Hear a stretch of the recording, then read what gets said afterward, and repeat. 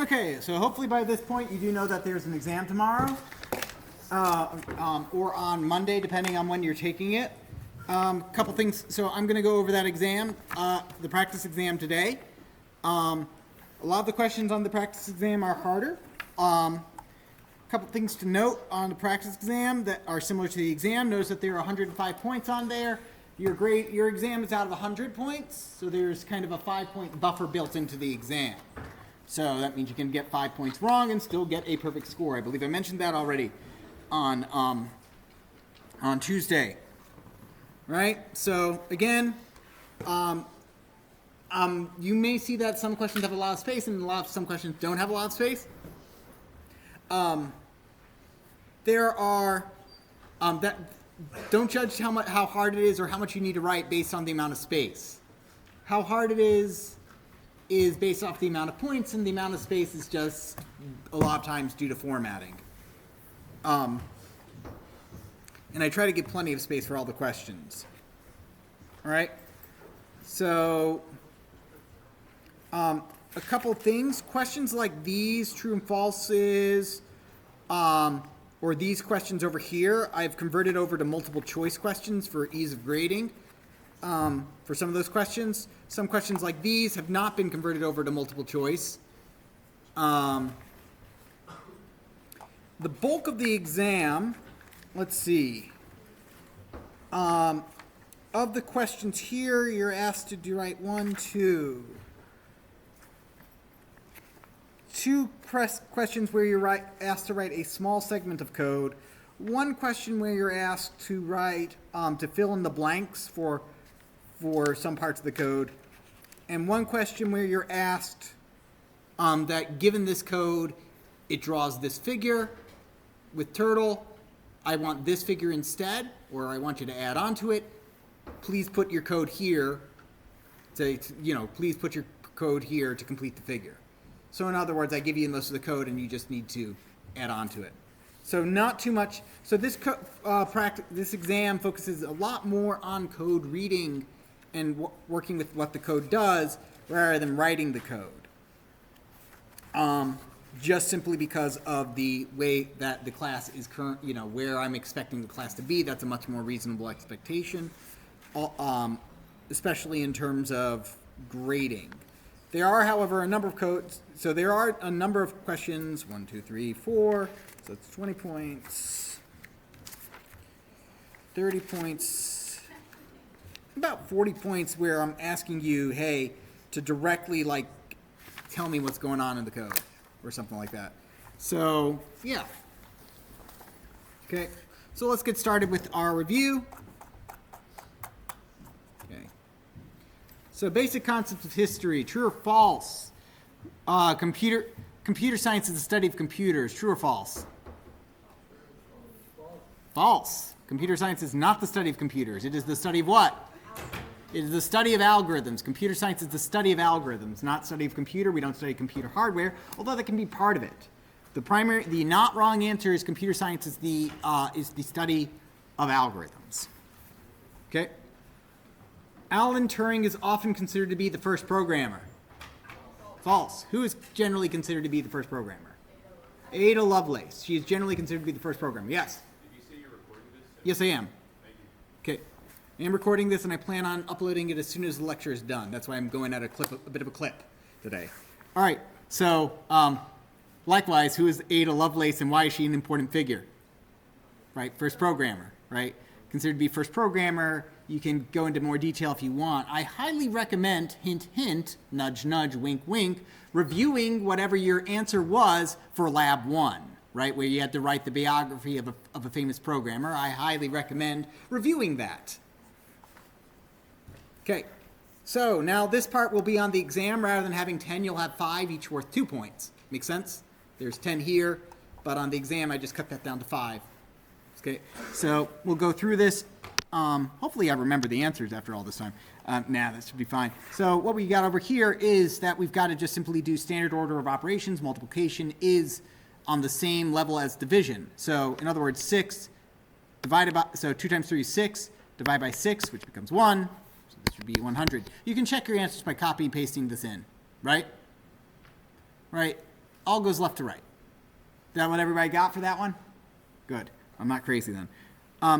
Similarly, this one, 1 mod 2 plus 3 mod 2.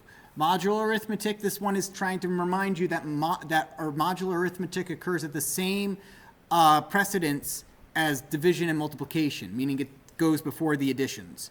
So 1 mod 2 is 1, right? 1 divided by 2 gives you 0 remainder 1. And 3 divided by 2 gives you 1 remainder 1. So it's 1 plus 1, right? Everybody clear on that, how the modular arithmetic just gives you the remainder?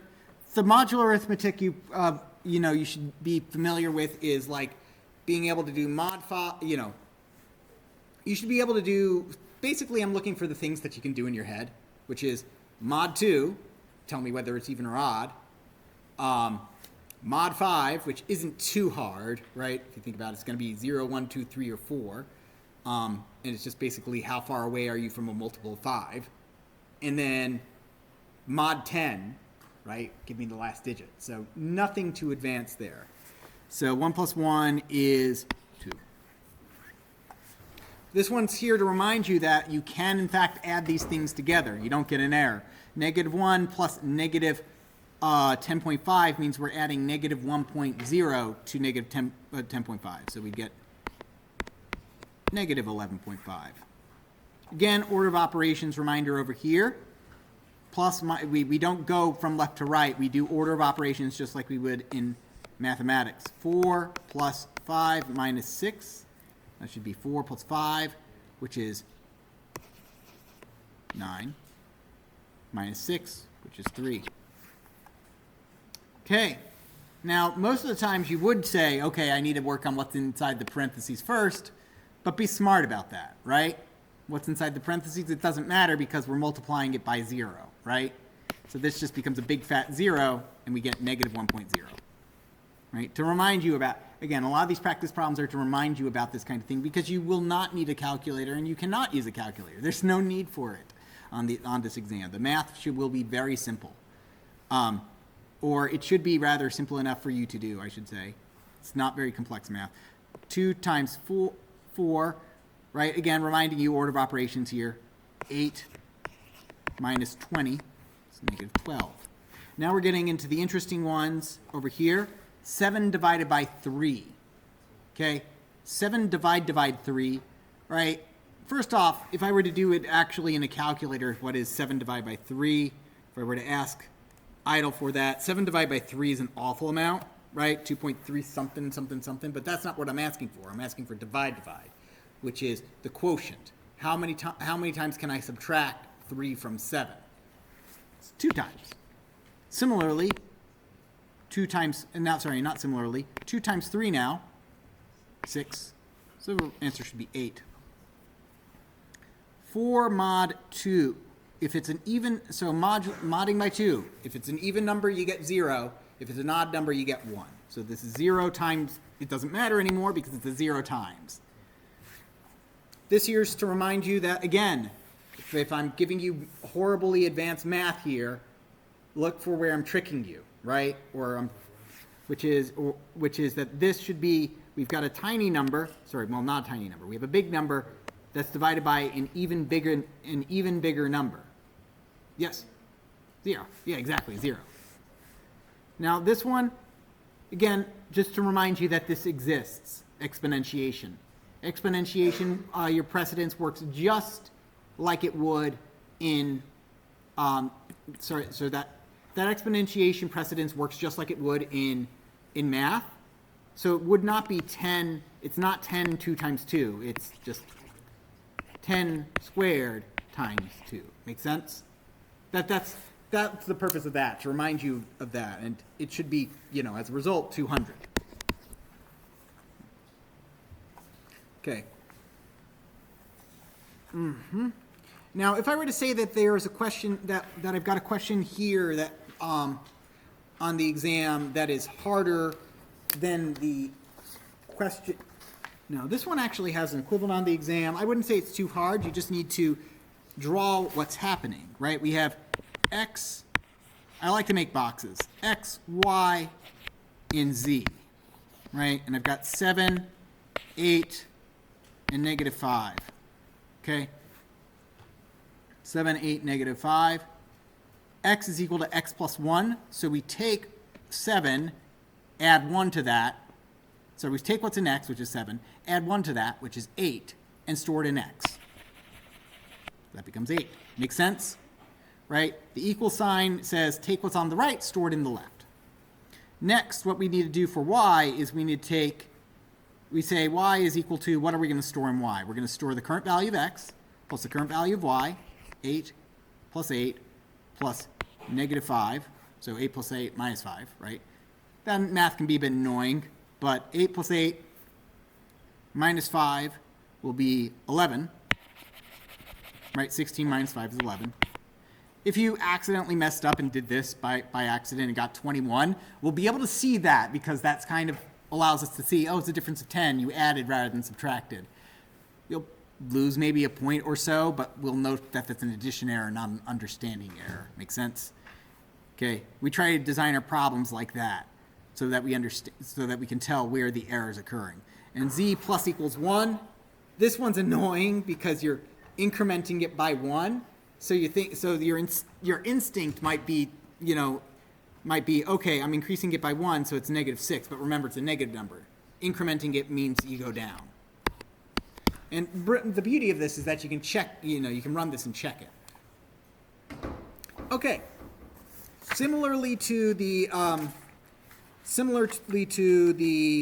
problems over here.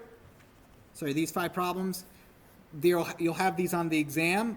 They're not going to be as horrendous as this one, and especially not that one. That's definitely the most horrendous one we have. I used to make it even worse by putting a not equals there. That was mean. But we'll have 3 of these on the exam, and they'll be and it's out of a total of 4 points. Okay, just because of the way the exam shapes out. So first off, true or, well, we have a true or, and then there's nothing else going on here. So a true or means that this doesn't matter. This is true, right? And to make sure, and by the way, these will be like fill in the bubble kind of thing questions as opposed to, so I'll have true and false, and you just fill in which one is the correct one. Not false, that's the, not, remember, means the opposite of, so you flip it, not becomes true. Oh, come on, seriously. Why did you do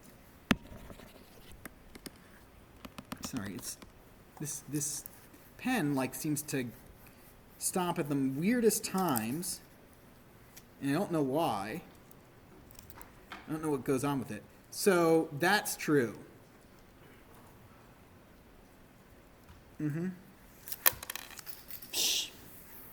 Sorry. That was embarrassing. So do not hold this plus. Sorry. Okay. The next one is not 4 is less than 2. So 4 is less than 2 is false. We not that. 4 is less than 2, not that, it becomes true. And 3 is less than 10. 3 is also less than 10. So it's true on one side, true on the other side. For an and, both sides need to be true for that to be true. Okay? So we would simply, so the way I would do that is 4 is less than 2, that's false.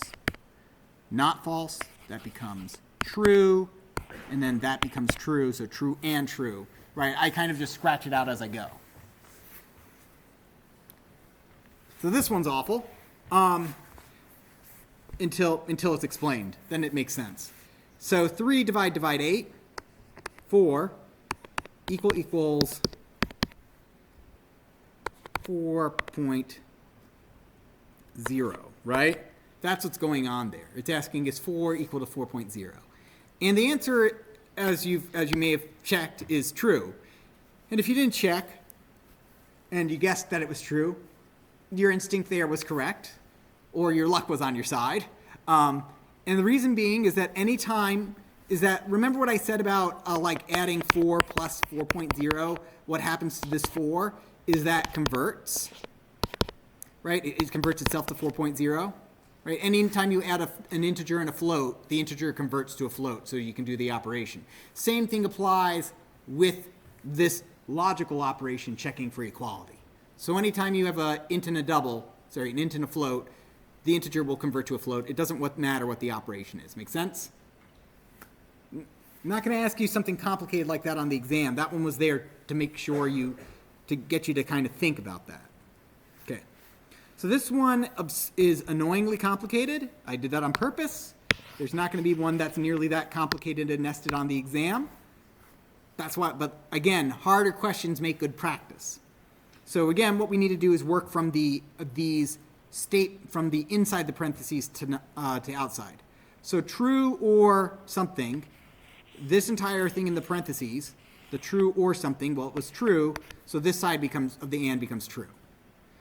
So false or true, once again, one side of the or was true, so the whole thing becomes true.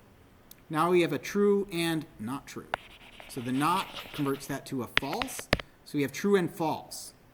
True and false, both sides of a and need to be false. Sorry, need to be true for it to be true. So this is false. And then not false on the outside, that final not false, converts it to true. So the answer to all these practice problems were true. And this is to teach you one more thing about me. I'm a jerk when it comes to exams. And I like making my exams easy for me to grade. So, don't necessarily freak out if don't try to like metagame my answers, is what I'm just trying to say. I have done this on an exam before where I made all the answers the same. Yes. The last one? It's sure. You said slower, not faster, right? So let's go with true. So what we need to do is we look for the most internested parentheses. These have the same level of nesting, right? So what we're going to do here is that we're going to go. So we're just going to go left to right in that case. So let's go and cover this one. So true or 3 or 2. So we have an or statement, and because we have a true on the left-hand side, it doesn't matter what really is on the right-hand side. I mean, we could calculate it. True or 3 less than 2 is false, but true or false gives us true. Make sense? So now, and not true, false or true. So not false over here. So not means whatever we get inside here is going to be the opposite. False or true, the same thing applies. You got true on one side. And then we convert it to false over here. So we've got true and false. True and false. So true and false, both sides need to be true of an and statement. They're not both true, so we get false. And finally, that's a false inside this parentheses that are surrounded by the not. So that's why the final result flips to true. Okay. Sorry about about slower, not faster. I was trying to make a joke and it flopped, so I wasn't trying to insult you. Okay.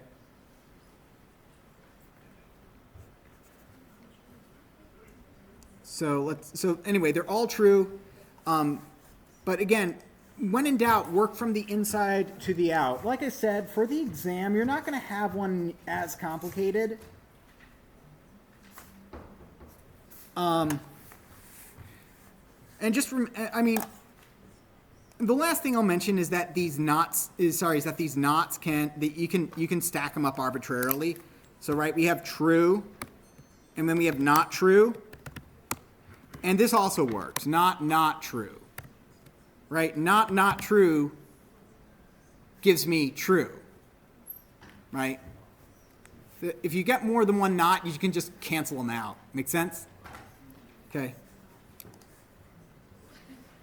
So this will have an equivalent on the exam. The difference is that it will be multiple choice on the exam, where you'll have 4 separate answers of what it could be. right? And you just simply bubble in the correct one.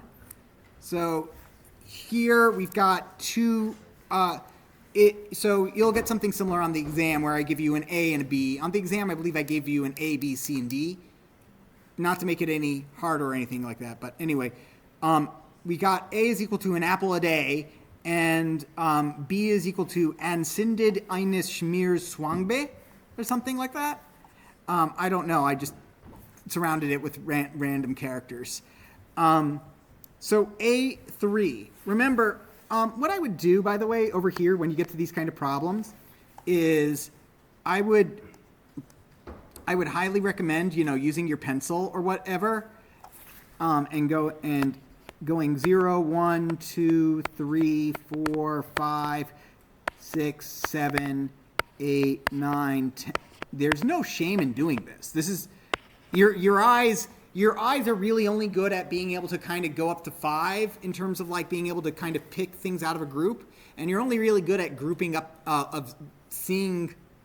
There's this kind of phenomena about like how much can a person actually see before in quantity before it becomes two distinct quantities. Like, are you seeing 6 or are you seeing 2 3s?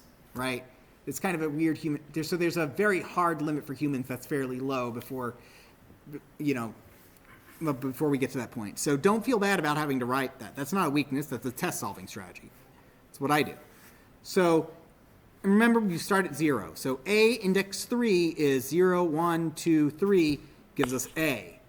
0, 3 up to 8. Remember, this is start. Remember, these ranges are starts at beginning, and then it is up to but not including the end, right? Up to but doesn't include the end. 0, 1, 2, 3. So up 3, up to but not including 8. 8 is a space. So it gets 3, 4, 5, 6, 7. Doesn't include 8. So we just get apple. Okay? Now, there's nothing about, notice we haven't touched B yet. That's because the question doesn't ask about B. Right? It's only asking about A. That's why we're only working on A right now. Okay? This one asks about B and A. So we'll go up and we'll tackle this a bit at a time. So B, -2. This is to let you know, hey, negative indexes exist, right? And don't feel like, now, we don't have to necessarily label them all for B as it turns out, because B, -2, B, -1, right? An index -1 would be E, right? That's -1, right? That's -1. So negative, the -1 always gives you the last character. -2 gives you the second to last character. So I'm just going to write B over here. A3, we've already solved for A3, so conveniently I can just reference back my answer. And then we've got something times 2, which is annoying. So what the times 2, remember, means we double it. We double whatever we write. So whatever we get here, we're going to write it twice in our final answer. Make sense? So here we are going from index 1 to the end. So now remember, so the way slice notation works, to remind you, when there's 3 characters, is you have start, end, and step. How we're traveling. Start means our starting index, so we're starting at the N in A over there. End, when we leave start blank, it means the starting point is index 0, the very beginning. End is a bit more ambiguous. It depends on which direction you're traveling. If we're going all the way to the end, if we're going this way, it would be the last character there, and it would include that. And if we're going, but since we're going -1, which we're going the opposite way, right? We're starting at index 1, then we're going to go to index 0. The ending point is the beginning. Make sense? So we travel in reverse until we hit the other quotation point or quotation mark. Make sense? So we go N, and then we go A. It includes the end because it just simply gets, when you leave it blank, it simply gets everything. So n times 2 is, na times 2 would be nana. So the full answer is banana. Okay. And then finally, we're going to go over this one. Okay. So this is B1, start at index 1, go to the end. And we're talking about the right end because we're going up by 2. Yes? It started at N and then went left once, then you did it again, started at N, went left once. No. We didn't do it twice. We just did it once, and we copied it down again. That's what the times 2 does. It replicates it. So you started at N, went left once, and then you just replicate whatever was right. Yep. So we got na times 2, and the times 2 just, when you take a string and you multiply it by 2, you get 2 of that string. So we got the string na, we multiplied it by 2, and we got na. Thank you.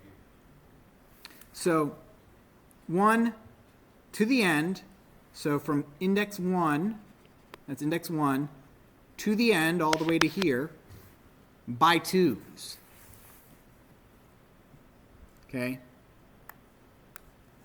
So we go from index 1 all the way through the end by 2s. In other words, we're going to get every other character here. Everybody see that? It's 2. So rather than writing down HSIND, we're going to go H. We're going to skip the S because it's 1, index 3.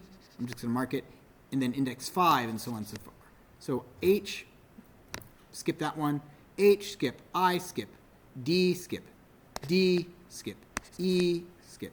N. Then we get a space in there, right? Spaces take up, spaces count. And then M, E, S, S, A, G, E. So if we just simply copy that down the marked characters, HIDDEN, okay, space MESSAGE. So hidden message is our final answer. So this one didn't require us to write down the indexes because we were just simply going through each index. I tried to make the answers a bit, sane like that. All right. This one's a good one. It's definitely going to be something that I don't think there's necessarily equivalent on this one in the exam other than the fact that it uses a for loop. Complete the function. The function takes in the argument text and prints the string in reverse. So what we need, so this one is definitely one I like because it's a bit of a puzzle on how to do that. I think we've shown it in class. You probably had it as an exercise. But again, the way this works, regardless of, with a lot of for loops, we're going to be using an accumulator. Here, I'll have an output is equal to an empty string. And then when I'm done with this code, I will print that empty string. That no longer empty string. So there's a couple ways to go about this. And here let's just simply go through, open recent, okay.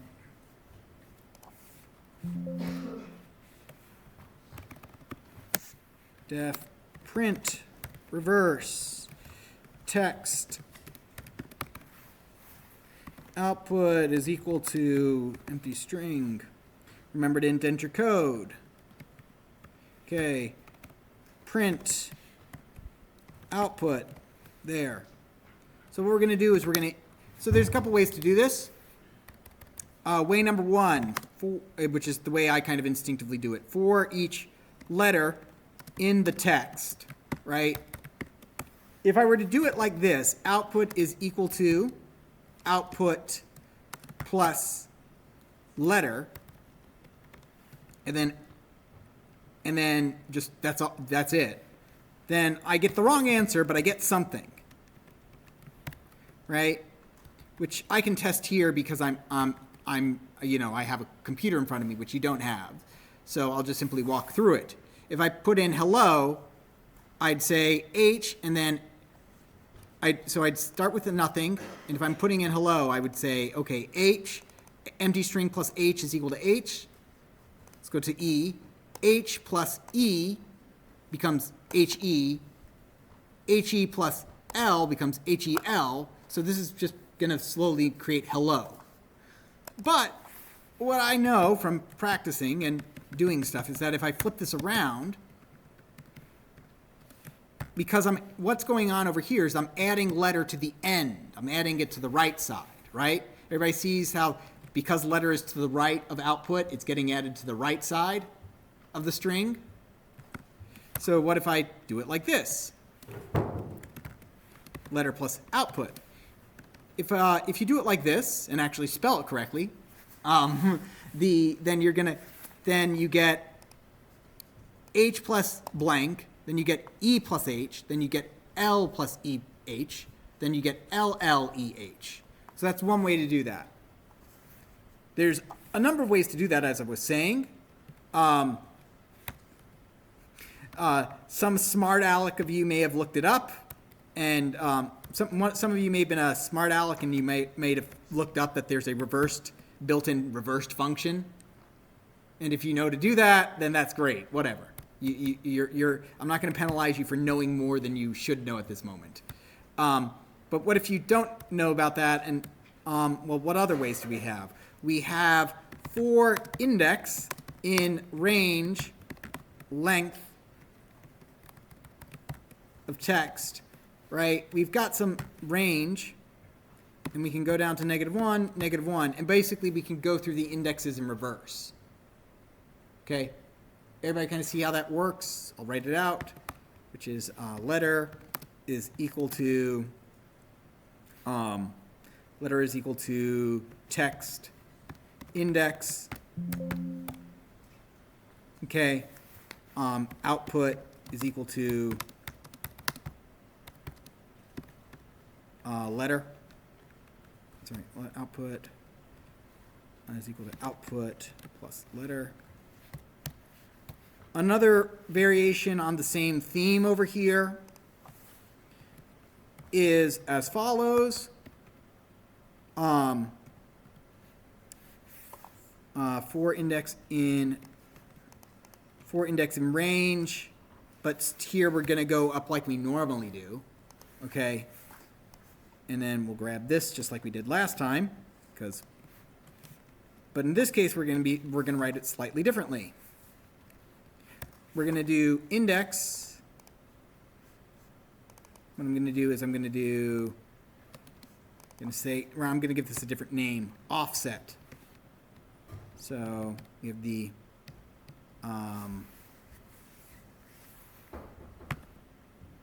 you can do something like this. -1 minus the index. So starts from the last one, then second to last one, then the third to last one, right? So because offset starts at, sorry, not index, offset. Or alternatively, you could do something like len of text. Nice one. This one's actually a fairly tricky one if you couldn't tell. I'm going in reverse. But there were a number of ways to approach it. Any other ways that anybody want to share how they got this one? Yes? Could you just do like in one line, just like print like the text, but use like the... Oh yeah, totally. Totally forgot about that one. And then of course, if you know your slices and remember your slices, you can do text, which gives you the reverse of that, right? With the slice, right? From beginning to the end, but in reverse. So this gives you the negative, right? So if you leave the beginning and end, then you start at the end and go backwards. This is the shorthand for just doing it in reverse. Basically, unless I explicitly disallow it, you're allowed to do it on the exam. And on this exam, this first one, I don't explicitly disallow anything. So anything is valid. As long as your code works, it's valid. Make sense?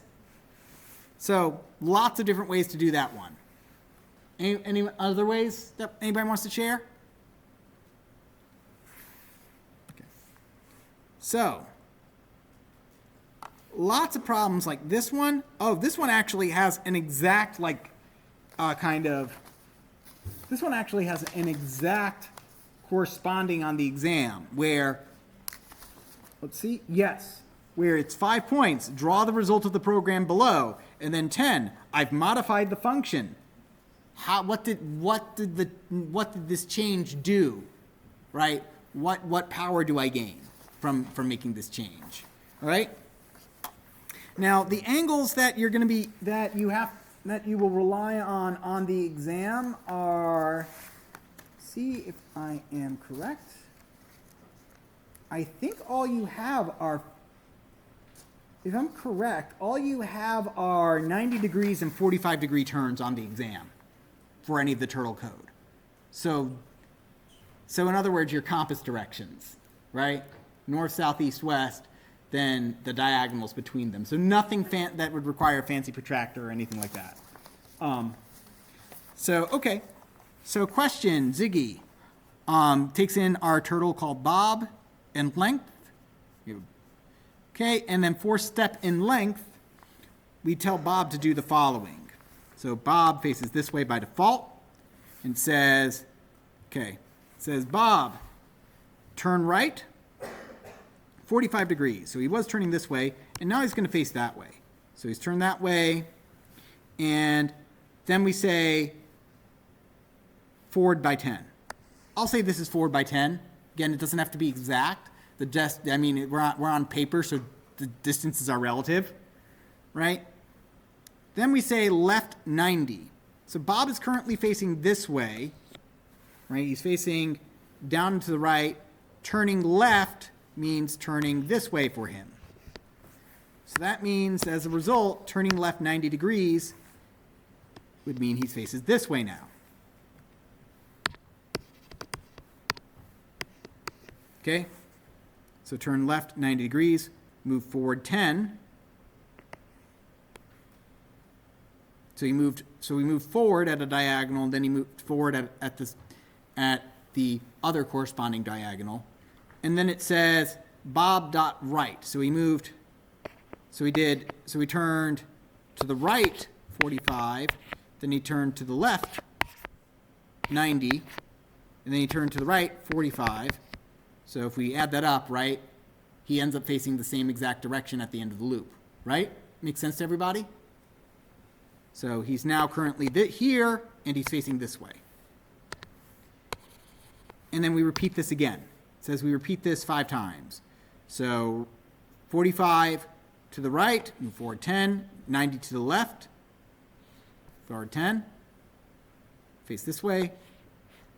And so basically you should have a sawtooth of sawtooth 5 long. Okay, well, 1, 2, 3, 4, 5, counting it that way. Make sense? Okay. So a lot of questions are going to be around, kind of doing that kind of thing, where I'm asking you to draw what's going to happen, right? How did I know I needed to do it 5 times? Because here's our function, and we gave it this and 5. I'm not going to do any trick questions like pass this in and divide it by 2 or something weird like that. No gotchas like that, okay? I'm not a big fan of gotchas. They test some, gotchas test your, they test trickery. I'm not trying to test trickery. I'm trying to test comprehension, okay? Trickery is what we want for security classes, okay? This isn't a security class. Okay, so suppose I change the program to do the following code. What makes this change significant? In other words, what control or power do we get? So what changes, right? If you take a look at the code, we have Bob and length, and Ziggy 2 has Bob and length and size. And the code is exactly the same up here and down here. The difference is what's in forward. It's not 10, but it's size. So we pass in this third argument, and we get size. Now, like I said, I also, again, not being trickery, I'm not going to be doing trickery here. If I give it a word like size, or, if I give it an English word that has a meaning, then it's going to be relevant to that meaning, right? If I pass in if I give you a nonsense word, like fnord or something like that, or something that, or if I give it like something ambiguous like Sparky or something like that, then that means I'm obfuscating it. If you can comprehend what I'm writing to what the variable name is, I'm not misleading you on it. It has to do with size. And so by reading this, you notice that the angles don't change, but if you like try this with 50 instead of 10, you're like 50, oh, 50. Okay, so in other words, what makes this change significant? The difference is now I can change how big these sawtooth are. If you didn't use sawtooth and you used points or triangles or something like that, as long as you explained that the drawing you're making is getting bigger now, then great, that was what I was looking for, right? Right? I'm not going to penalize you for using a different vocabulary than I am, right? Yes? For this question, would you want us to just say that it's bigger or that it repeats more? That is bigger. The length doesn't change. What's changing is the size of the peaks, right? Because while I put in 20 over here, right, that was trying to emphasize don't draw it 20 times because 20 would be a bit much for the page. What change makes the change significant? The power that's added. I think it was a bit more explicit in the in that. Okay. So, and I think on the actual exam, I never fix this. I forgot to put in the actual function calls themselves. That's not a trick question. Just if you were to run it, what would it get? Okay? That's what I'm looking for. We definitely have one that corresponds to this. Definitely one with a nested for loop like this. Okay? And for the ones with the nested for loops, I almost always do this stamping as opposed to doing a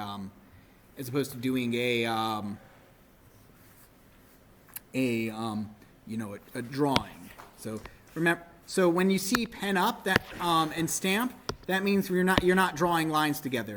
You can use dots. When I say you can use dots to represent a stamp, you don't have to draw little turtles or little triangles. You can use a dot. Okay. So Bob is equal to turtle, Bob.pen up. So for row in range 5, don't freak out about it being a nested for loop. What does that just mean? That means that whatever inside here, we're just going to do this a total of 5 times. It also means that row is going to change. It's going to change whatever row is. So first, let's look for row to see where it is. It shows up in 2 places, here and here.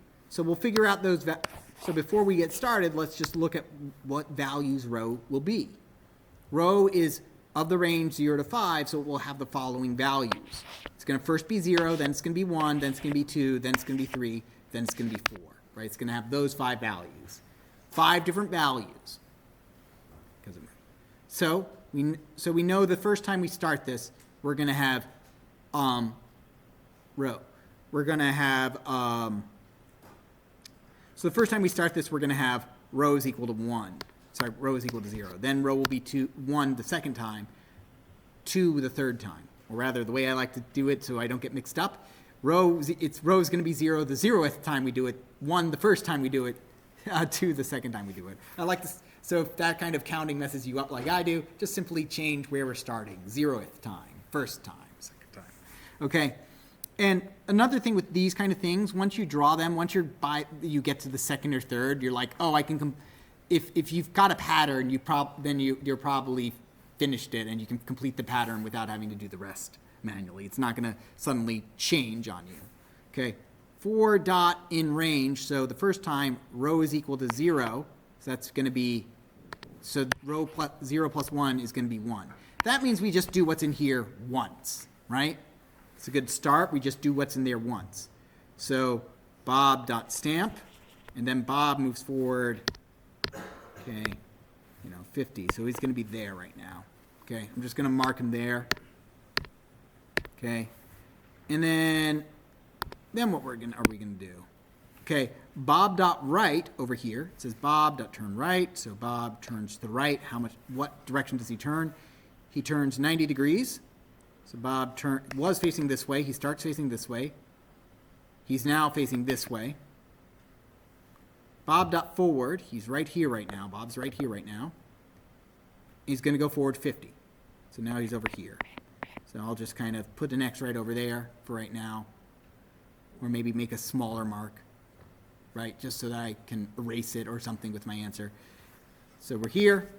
And then Bob dot forward. So then we're here. So we did one right turn over here to face this way. Now we're doing another right turn to face this way, right? So 1, 2, 1, 2. Make sense? Bob dot forward 50 times rho plus 1. Okay. 50 times rho plus 1. What is rho currently? We're starting off at 0. We haven't moved that far, so we're still at 0. Right? We haven't done a full loop of this yet, so we're still at 0. Forward 50 times 0 plus 1. 0 plus 1 is 1. 50 times 1. So we move forward 50. We're facing this way. We moved forward 50. Now we're moving forward 50 this way. Make sense? 50, 50. So we're canceling out our motion. So now Bob goes here. And then he's facing this way. And then 3, he does a full 180-degree turn back to the way he started. Right? He just happens to be 50 below where he started and facing the same direction. Okay? And if you remember from the homework, I'm kind of a fan of, like, once I do something, I line Bob up for the next kind of run that he does, right? So next, rho is currently equal to 1. For dot in range, okay, dot in range, rho plus 1, so we're doing 1 plus 1, so that's 2. Bob dot stamp, then forward 50. Bob dot stamp, and then forward 50. He's here. Turn right 90, so this was part 1, so he's turned this way. He goes down over here now, right? It's down over here now, after moving down forward 50. 2, he turns this way now, and now he moves 50 times rho plus 1. Rho is currently 1. 1 plus 1 is 2. 50 times 2 is 100. Or in other words, he moves 50, and then another 50, so he's here right now. Make sense? Okay, and then he turns around. So he turns around at that 3, and then now rho is equal to, so now I'm going to speed up. Rho is equal to 2. 2 plus 1 is 3, so we're going to do this 3 times. Stamp, move, stamp, move, stamp, move. Turn down, go down. Turn to face the opposite, turn to face to the left now. Go forward 50, 50, and another 50, because it's 2 plus 1. Then turn around to face the original way. Rho is equal to 3. 3 plus 1 is 4. So do 1, 2, 3, 4. 1, 2, 3, 4, 5. So your answer is this triangle. Okay? So once you kind of got to this point, it's fairly easy to speed up. Okay? If this is one that has given you trouble, I would definitely try to practice drawing figures like this tonight, or going over similar things, because the one on the corresponding one on the exam is also worth 10 points. So definitely want to go over that. I have a rubric for various mistakes to help the TA's grade. Okay, complete the function below. So the turtle so this one, again, very little coding on the exam, so this is very good practice to do that. Okay. Complete the code, so let's go ahead and I'll start over here. I'm going to go ahead and import turtle at the top. I could import it somewhere else, but I'm just going to put it here, import turtle. Okay, and then I'll go ahead and do this over here. Bob is equal to turtle. This is just so simply I can run and show you what's going on, and also so you don't have to suffer through my handwriting. Okay? That's mainly the issue. I don't want you to have to suffer through my handwriting. So def draw square. We should know how to do this by now. Given a turtle and a side length, where we want to draw a square where each side of the square should be sidelong. So draw Bob side. For in range, for range 4, because we're doing 4, Bob dot forward side, Bob dot right, and we can FD or forward, it doesn't matter. Bob dot right, 90 degrees, right? We've done that in class as an exercise. Draw square, Bob, 100, okay? Again, on the exam, it doesn't really matter. You also don't have to necessarily call it on the exam, but just simply fill out the function that would to make it do that. I mean, notice it was worth 3 points. It was 3 lines that you should already know. Okay, and the reason I have that in there is that this doesn't come up in this exam, but you can use what we already wrote to write a turtle program that will draw the shape below. A lot of what we're going to do on the exam is I'm going to give you a partially complete program and a diagram, and I'm going to say, here is A, complete B, so here's the way it looks. I want it to look like this instead, and that it's not like a very complicated addition. It's like adding another square or something like that. Yes? In the function rewrite, does the turtle have to end in the same spot that you are drawing? No, it does not. But you'll find that this is easier, right? With the square, with the draw square. Well, let's analyze this for a bit. I did this. This is the output of my turtle code, and knowing me, I'm kind of lazy. So I did this in basically the laziest way I know how, which is that this should be, I would want to do it like this. Draw a square, and then draw another square, right? To draw a square and then to draw another square, what do I have to do? I have to move the turtle to the middle of this square, right? Make sense to everybody? Draw a square, then move the turtle to the middle of the square, draw another square. Then I can move it to the square over here, draw that, and then draw that. And then why does the turtle end up in the middle? Because I probably just wrote a loop to do this 4 times, like draw a square, then move to the middle. And I did that 4 times, right?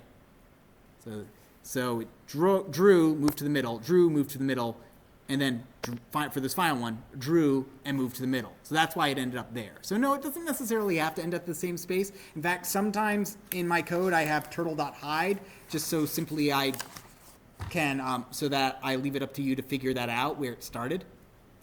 Although again, and again, the way you figure that out is just by drawing the code on your own. So, okay. So this one, again, what we're going to do is so for this one, we draw a square, and then we move to the center of the square. Everybody kind of see how that works?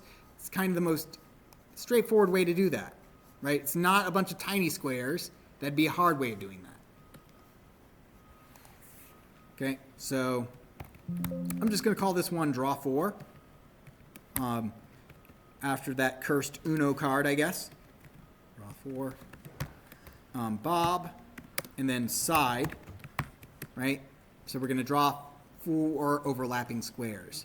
So let's just go ahead and do this. Draw square, right? Bob and side. Right, that isn't going to do anything, but I'm just kind of just doing this iteratively. Draw 4, Bob, and 100, right? So here, first off, I know I need to draw 4 squares. So, first things first, I'm going to write a for loop that just draws 4 squares, even though they're going to end up on top of each other. For blank in range 4, and draws 4 squares. Now, this next question I need to ask myself, is there anything that changes about these squares? Do they get bigger or smaller as I go? No, all the squares are the same. They aren't varying. The only place that's changing is the starting location, which from what we've learned from lab 4 and 5, that you just move the turtle to your next starting position. Okay? So we don't need to worry about, we're not changing the number of squares being drawn each step of the loop or how big they are. So I don't have to worry about the variable, right? I don't have to worry about creating that variable there. So draw square. So what I need to do now is I need to move the turtle from, so let's assume I draw square, right? Do. That was actually pretty good for the first two. Okay, so now I'm here, okay, and I want to be here. Okay, so now this, so how do I get there? Well, we're going to have to use math. So side and side, right? That's how long the side is, right? So to end up in the middle, though, it's a square, so to end up in the middle, we have to travel half that distance, right? Side over 2, so not too scary math. Do I have to worry about it being a floating point? You know what? We'll let Python worry about that. So again, it's an exam, so don't stress too much if you write divide, or divide. And honestly, it actually works. Doesn't matter. Python does handle it, by the way. So side over 2. So what we need to do is we need to end up going side over 2 this way, and then side over 2 this way. Make sense? So you got to do 2 steps. So draw square, bob.right 90 to go, and that's going to face him down. In fact, why don't I just comment that in? Face down so I don't forget. Okay. Bob dot left. And so for the first move, we need to face down to go down. And then we need to face this way again. So face east again. Right? Make sense?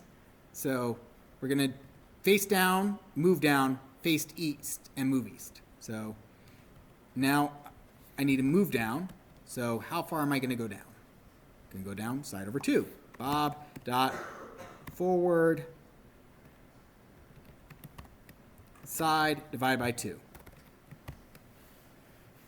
Then face left to be facing this way. And Bob dot forward side over 2. And if we run this, okay, so there we go. Oh, almost works. So what makes it a nice practice problem? I get this issue over here. What was the issue? Sorry? Pen up, yep. So that's the only issue I have there. If you forgot that on the exam, if this was an actual question on the exam, this is why I say it's a much harder question, because it's got that little trick in there. I'd probably knock off a point. You'd get a 9 out of 10, which is an A, right? Yes, question. Could you make him move and then turn him 45 degrees and then have him jump, or like move, you pick up the pen? Could I do this over here? Yeah. Yeah. Yes, but you'd need to do trigonometry. Not much though, which is that you'd have to move, you have to move essentially, I think what, root 2? Plus b squared in parentheses to the left. Yep, then you have to do math. Yeah, you'd have to move side squared plus side squared. Add that together. And then it would be, so if you get side squared plus side squared, what do you get? You get 2 sides squared, so 2s squared. Square root of that would be root 2s, right? You have to remove root 2 times that. So you could do that. You just have to remember about the trigonometry. Yes? If you did make a new function, could you just like arbitrarily choose like numbers, like for example, instead of side, you can choose 50 Yes. and hard code 50 and put side by side? Yep, because I didn't explicitly say create a function. I just simply said replicate this output, and it's on paper, so God knows what a pixel is on a paper. And that was a may function to help keep it organized. So if you used hard numbers, that's fine too. Yes? I'm sorry, I couldn't hear that. Nope. Doesn't matter where he ends up. Does not matter where he ends up. I want you to draw the figure. I'm not going to care about where Bob ends up. So for that final bit, by the way, what we need to do is Bob dot, not bib, but Bob dot pen up, Bob dot pen down.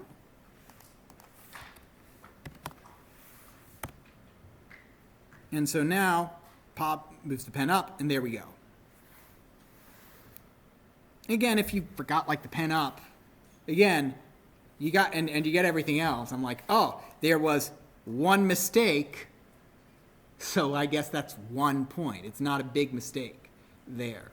What it is, if you, that, again, so the way my grading works, by the way, and the way I tell my TAs to grade is if I don't have a rubric, and most of the times nowadays I do have rubrics for my questions, but if I don't have a rubric, what I'm doing is that I'm saying, okay, is this a mostly right or mostly wrong? Sorry, is this answer right or not? If it's right, of course, full credit.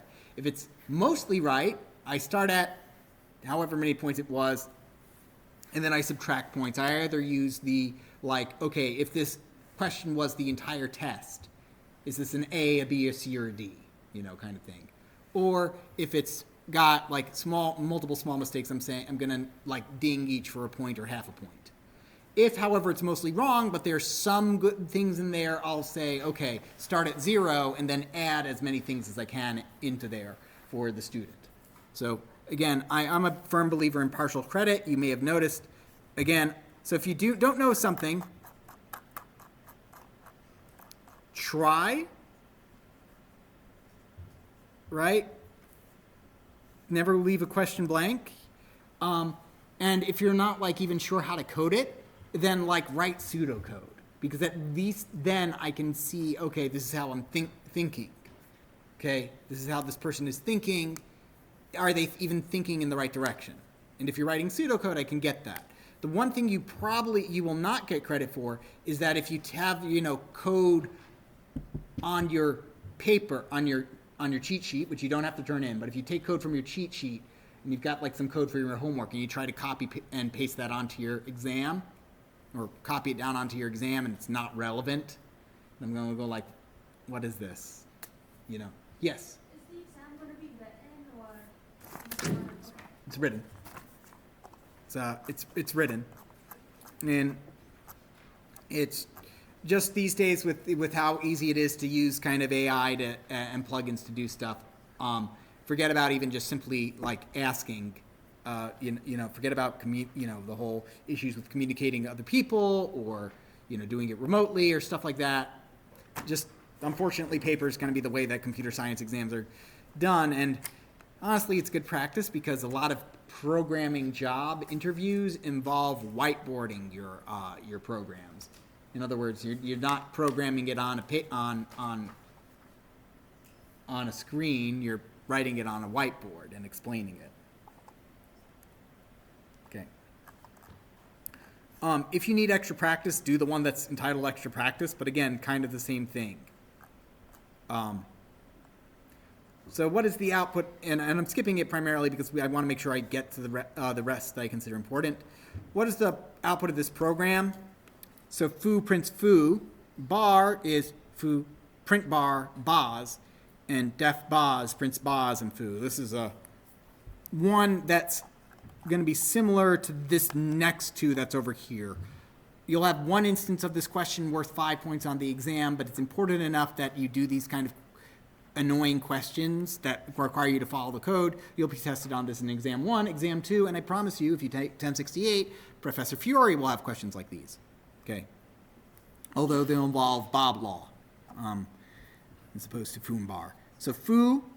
So first, we define a function, and define a function. So in that case, you know what? We'll skip reading what those functions do because they're foo, bar, and baz. They're gibberish. So we'll call foo. So define. Call foo. What does foo do? It just simply prints foo. Awesome. We're done with foo.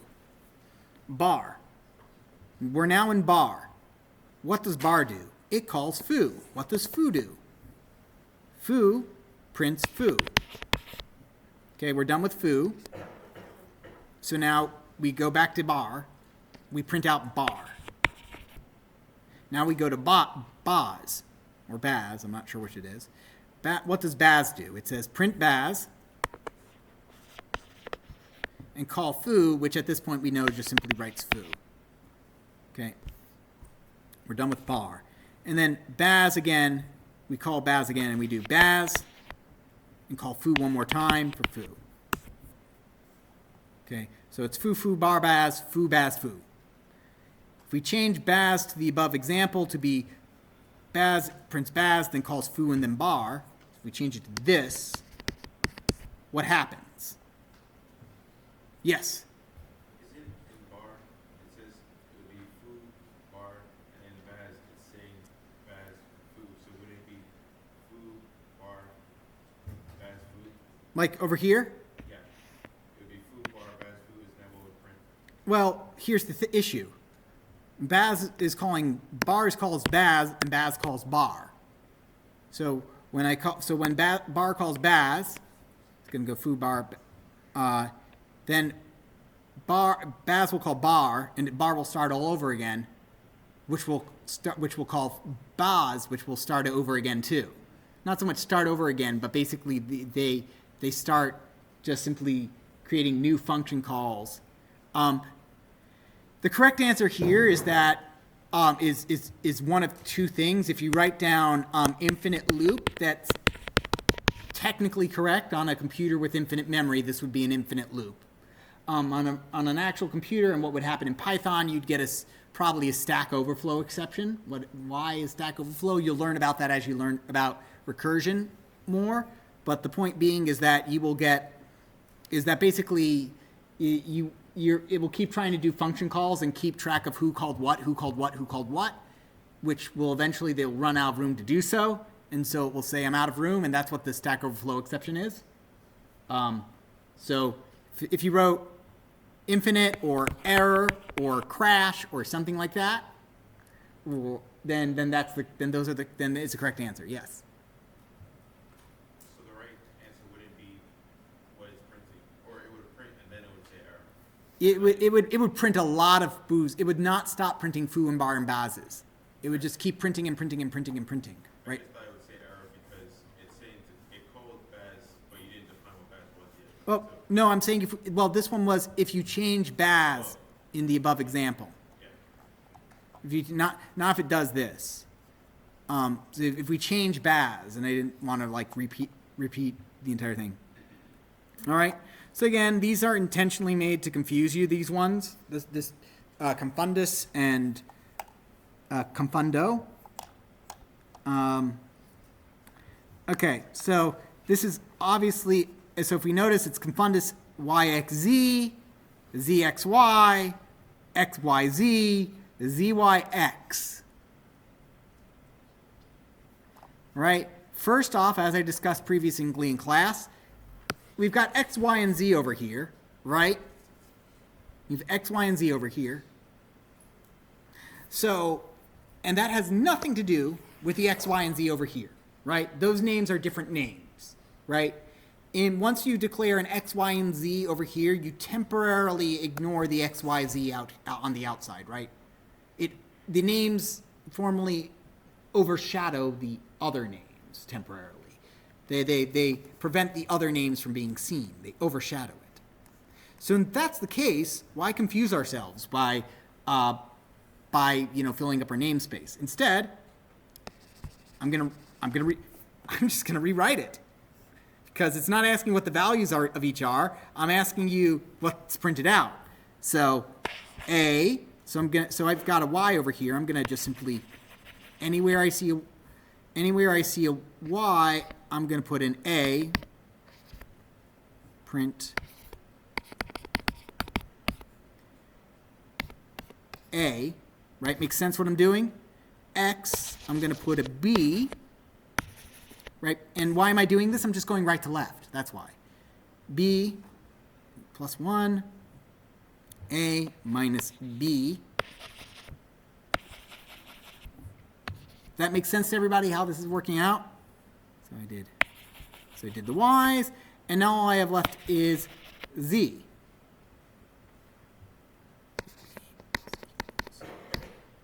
And now Z, I'll call C.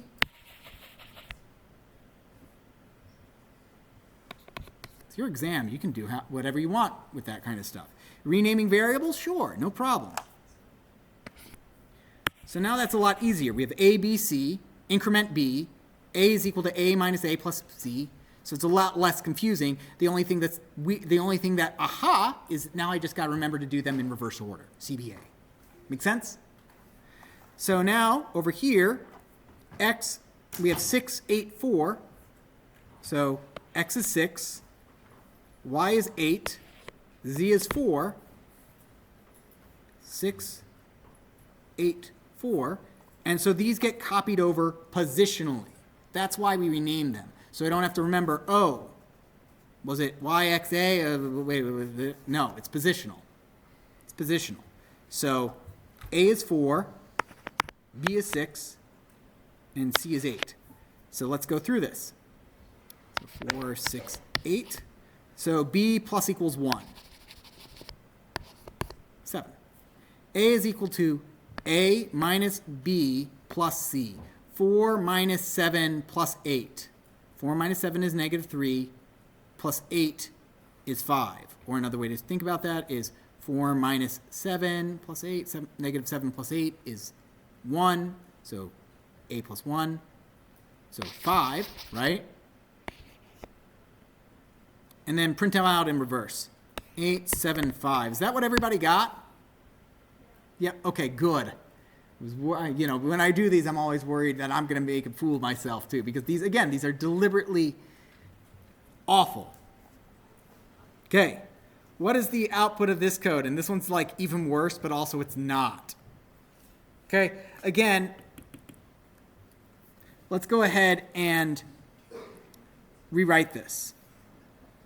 Okay, so I'm actually just going to do, I'm going to actually do this a bit different. Because rather than putting in letters, I'll put in colors. You'll see why in a sec. Because honestly, I don't care what the variable names are for this one, as you'll see in a sec. But that will differentiate, so red, so red plus yellow. So red plus yellow, store that in red. Square what's in yellow, stored in yellow.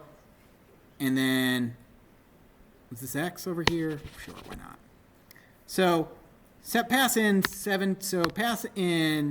17, 8, and 2. What's the output?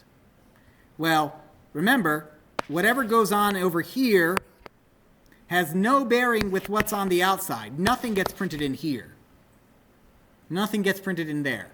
So we just do a bunch of operations and that's it. Nothing happens. Right? Why? Because we're copying 17 into green, copying 8 into yellow, copying 2 into purple. Make sense? We're just copying those values over. We do a bunch of operations on the copy. Then we don't print anything out. Then we print out X, Y, Z. So the answer is 17, 8, 2. Again, like I said, this one was intentionally made to confuse you.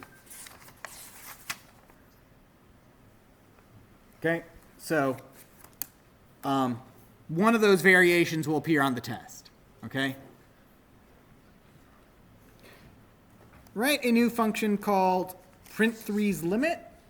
You get something similar to this on the exam, just a bit different. So write a new function called print3's limit, which prints all positive numbers less than limit that are divisible by 3.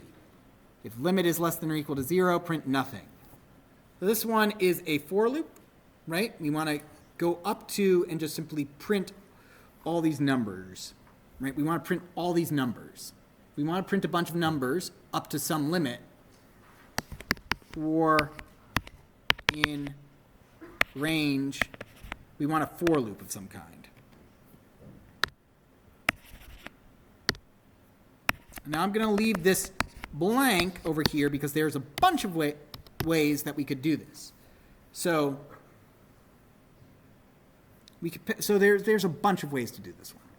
First way I'm thinking of is we start out at, we want to go up to all positive integers that are less than limit that are divisible by 3. So in other words, we want to kind of start at, so let's see, what can we do? So there's a few things we could do. We could write an if statement and stuff like that, but honestly, one way we could do this is we could go 3. Here's a few straightforward ways. 3, limit, and go up by 3s. 3 limit, go up by 3. Start at 3, 6, go up to, but don't include the limit. And then instead of blank here, we'll print out, we'll just simply say num. Num, not squiggle, squiggle. Print num. That's one solution over there. What's another solution? For x in range, let's say limit, let's see, divided by 3. Why limit divided by 3? Because what I'll do is I'll do, and I'll start at 1, print x times 3. Another one over here, 4 num in range. Now let's only print out the numbers from 0 to, let's only print out, let's like take a look at that literally rather than trying to like use programming tricks. So we don't want to print out 0, all positive integers. So we start at 1, go up to limit, and we only want to do the ones that are divisible by 3. So if, oh, I don't have to do parentheses here because I forget that because it's Python. If num mod 3, so if equal equals 0, so right, if it's divisible by 3, print num. I was going to, if I don't have time, but I was going to ask, well, actually, let me go ahead and ask. Now, I would think also, like, how would you do this going backwards? Right? If I wanted to do this going backwards, what's a couple ways? I could start at limit. I could change the range to start at limit and go down. I could start at limit, and I could say, I could do it the same way, except I could print out the limit minus a certain number, right? So you could go subtract to go down. So so that's what I would do for extra practice. Again, what in the world? Okay, extra practice over here. If you need extra practice, what I would suggest is, a lot of these are more difficult, but again, let's see. The first n powers of 2, and Fibonacci numbers is pretty good. All right. So anyway, good luck on the exam. I'm going to stop recording. I'm going to upload it right now. All right.